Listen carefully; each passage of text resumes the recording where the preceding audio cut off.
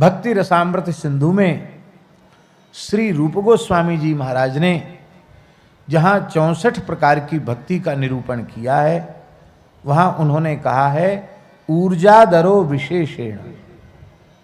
प्रत्येक वैष्णव का धर्म है कि वह कार्तिक मास का विशेष आदर करे।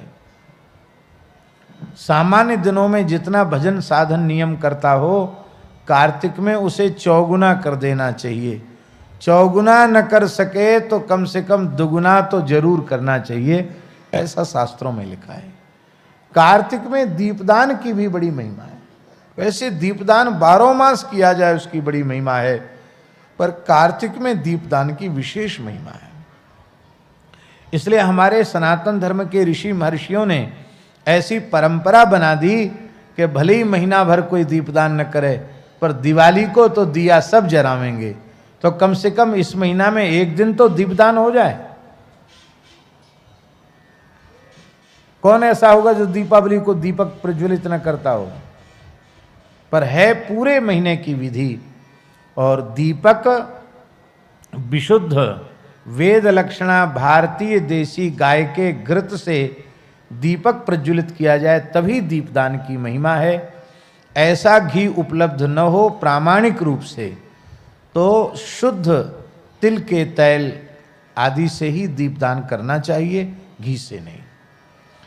घी से तभी करे जब प्रामाणिक रूप से यह ज्ञात हो कि यह विशुद्धतम वेद लक्षणा भारतीय देसी गाय का ही घृत है।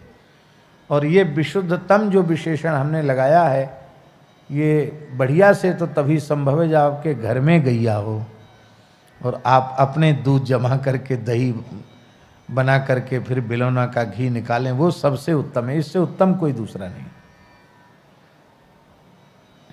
नहीं तो तेल का दीपक। दीपदान के समय तुलसी के लकड़ी में, सूखी लकड़ी में थोड़ी सी रुई लगा करके उसको घी में डुबा करके उसके अग्रभाग पर थोड़ा कपूर लगा करके उसे प्रज्वलित करके उसकी अग्नि से दीपक को प्रज्वलित करना चाहिए। दिया सलाई से नहीं, मोमबत्ती से नहीं।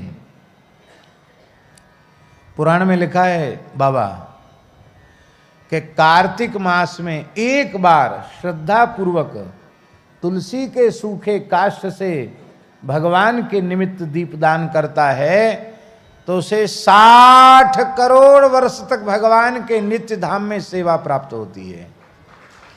भगवान के श्रीअंग की सेवा कितने वर्षों तक?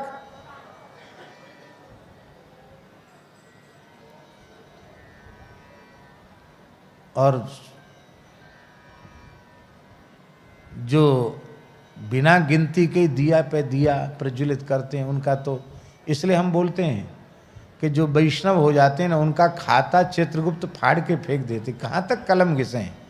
इतने पुण्य हैं उनके कि उन पुण्यों की गणना करने के लिए कितना कागज और कितनी कलम कितनी स्याही चाहिए।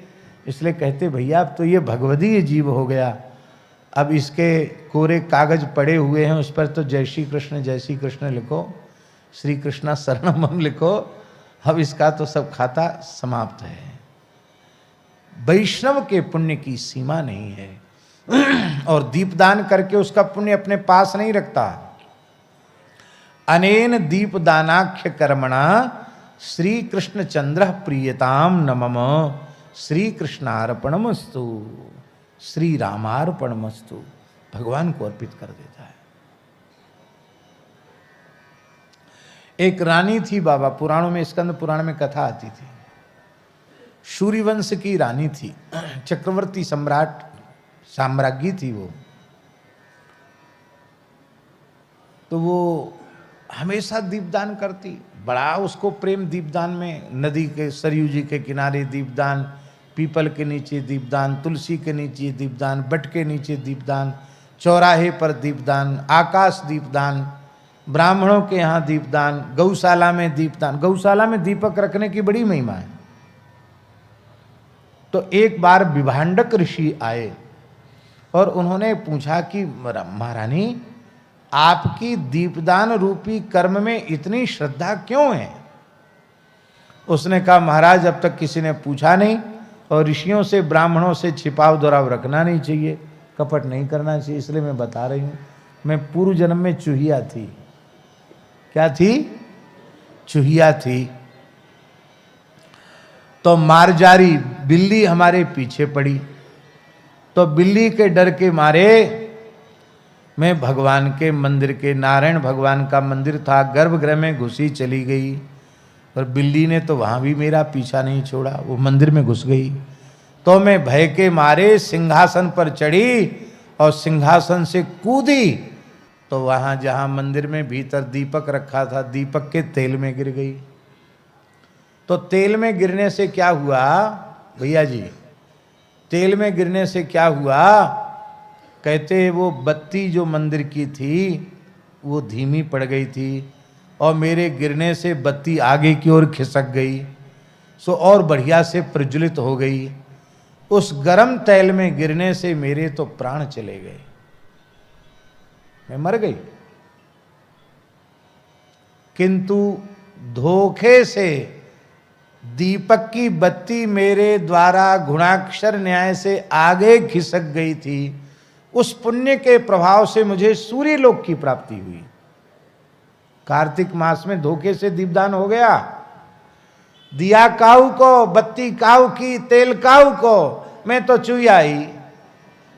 बचवे के ताई मैंने छलांग लगाई और सौभाग्य से गिर गई दीपक के तेल में, बत्ती आगे बढ़ गई। तो उसके पुण्य के प्रभाव से मुझे सूर्य लोक की प्राप्ति हुई, और सूर्य लोक में सुख भोगने के बाद मैं चक्रवर्ती, सूर्य वंश के चक्रवर्ती सम्राट की साम्राज्ञी बनी। मुझे अपनी पूर्व जन्म की स्मृति में चूहिया थी, धोखे से दीपदान हो गया, तब उसकी इतनी महिमा है। और श्रद्धा पूर्वक दीपदान करें तब तो हमारे हृदय का अविद्या का अंधकार मिट जाएगा, और सदा सर्वदा के लिए भगवान के चरण कमल प्राप्त हो जाएंगे। यहाँ शैलेश जी 60 करोड़ वर्ष की जो बात है ना, वो 60 करोड़ इस अर्थ में है, माने अनंत काल के लिए। 60 का मतलब 60 करोड़ ही मत समझना, 60 करोड़ एक बड़ी संख्या है। बड़ी संख्या का मतलब है अनंत काल के लिए। क्यों? भगवान के धाम की तो मर्यादा है, यद गत्वा न निवर्तन्ते तद्धाम परमम मम।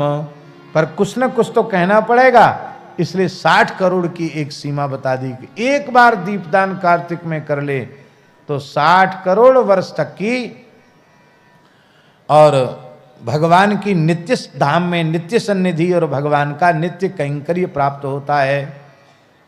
अब एक बार और सुन लो, पूरे महीना भर दीपदान नहीं कर सके हो, कार्तिक के नियम का पालन नहीं कर पाए हो, तो एकादशी से पूर्णिमा तक भी दीपदान कर लोगे, नियम पालन कर लोगे, तो पूरे महीने के कल्पवास का पुण्य आपको मिल जाएगा।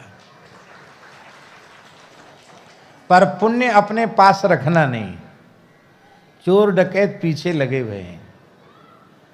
कछु अच्छो काम करो, तत्काल बोल दो श्री कृष्णार्पण मस्तु।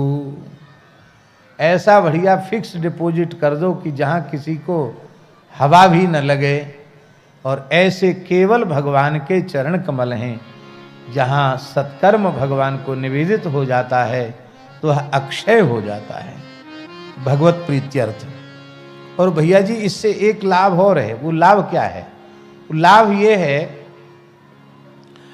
कि आपने जब कृष्णार्पण कर दिया तो आप में अहंकार नहीं रहेगा। ध्यान में ही बात, बड़ी सूक्ष्म बात है।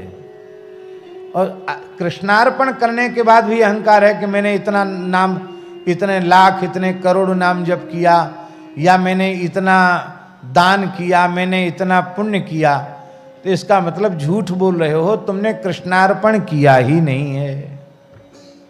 अर्पित कर दिया तो ठाकुर जी का हो गया, अब हम कहने सुनने के अधिकारी नहीं रहे।